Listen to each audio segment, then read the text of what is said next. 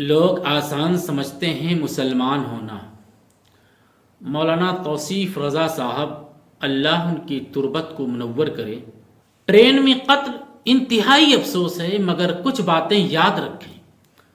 ان کا قتل صرف اور صرف مذہبی تشخص، مذہبی علامت پہچان رکھنے کی بنیاد پر ہوا، جو انہیں یقیناً شہادت کے درجے پر فائز کرے گا۔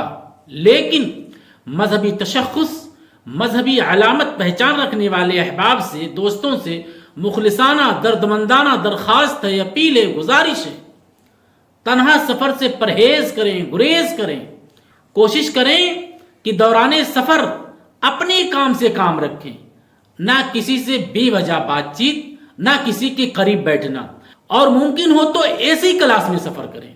سب سے اہم بات، خدا نہ کرے اگر کسی کے ساتھ ایسا حادثہ ہوتا ہے تو اہل ثروت کو، مالدار لوگوں کو، بلکہ ایک ایک فرد کو جو جس حیثیت سے ہو، دل کھول کر ایسے لوگوں کی مدد کرنی چاہیے، اور یہ مدد ظاہر کر کے کی جائے کہ اس سے بھی ظالموں کے حوصلے پست ہوتے ہیں۔ کئی مرتبہ ایسا ہوتا ہے کہ اہل خانہ یعنی گھر والے مدد لینے سے انکار کر دیتے ہیں۔ ایسے میں قرب و جوار کے علماء سمجھائیں کہ یہ مدد غریب یا محتاج سمجھ کر نہیں کی جا رہی ہے، بلکہ ان ظالموں کو دکھانے اور ان کے حوصلے پست کرنے کے لیے کی جا رہی ہے، لہٰذا اسے قبول فرمائیں۔ ہمارے امام حضرات کو ملک بھر میں اپنے خطاب جمعہ میں مولانا توصیف نور اللہ تربتہ، اللہ ان کے قبر کو اپنے انوار سے بھر دے، مولانا توصیف رضا کے گھر والے کی مالی امداد کی پرزور اپیل کرنی چاہیے تمام علماء کو۔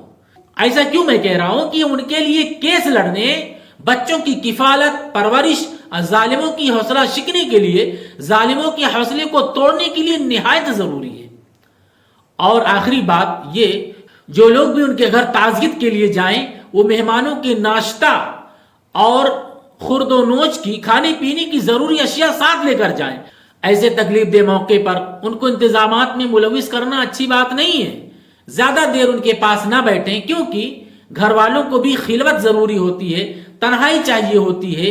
نیز جتنی مرتبہ تذکرہ ہوتا ہے، جتنی مرتبہ یاد نکالی جاتی ہے، اتنی مرتبہ ان کو تکلیف ہوتی ہے، لہذا جتنی ضروری تعزیت اور پوچھ تاچھ ہے بس اتنا ہی، اور ان کے درد اور ان کی صحت و تندرستی کا بھی خیال رکھنا ضروری ہے۔ یقیناً مولانا کی موت شہادت کی موت ہے، کیونکہ انہیں ان کے دینی تشخص کے لیے قتل کیا گیا ہے۔ اللہ عز و جل اہل خانہ بالخصوص ان کی اہلیہ اور بچوں کو صبر جمیل اور اجر جزیل عطا فرمائے۔ خیر، صبر تو آتے آتے آتا ہے، اور ہم بخوبی جانتے ہیں، اچھے سے جانتے ہیں کہ گھر میں جوان موت کا کیا اثر ہوتا ہے۔